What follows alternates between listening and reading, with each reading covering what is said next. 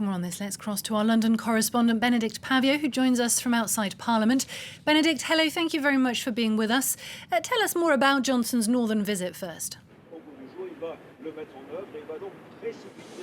Well, he's not wasting any time. This is the first full day, operational day in that sense, after the ceremony, meeting the Queen yesterday. We have got this northern England visit by the Prime Minister Boris Johnson, and he hasn't just chosen any seat, he's chosen Sedgefield. And for those who don't remember, Sedgefield was the constituency of a previous Prime Minister, a Labour one, and that was Tony Blair.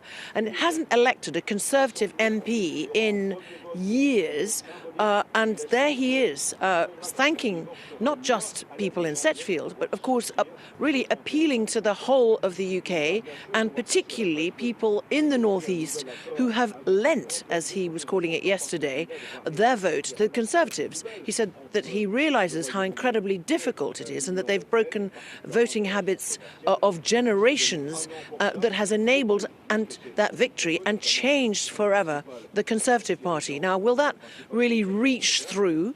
And really, once you put flesh on the bone, what policies will this new Prime Minister, invigorated and empowered, want to introduce in order to repay, he says, that trust to those voters who've broken their habit of being traditional Labour supporters? That's right, and those who stuck to their Labour Party and or Remain guns might not see this trip north as an olive branch, really. But beyond Johnson's possible outreach towards them, what's left of the opposition after this election?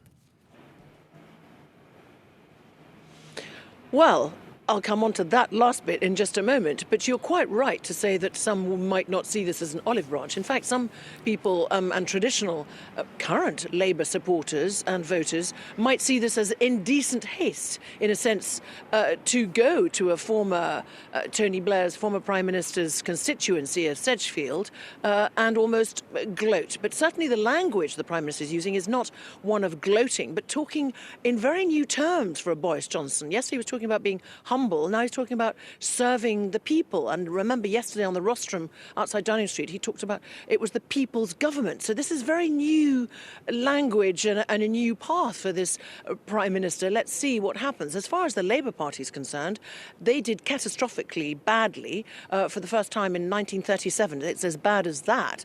That's when they last did as badly.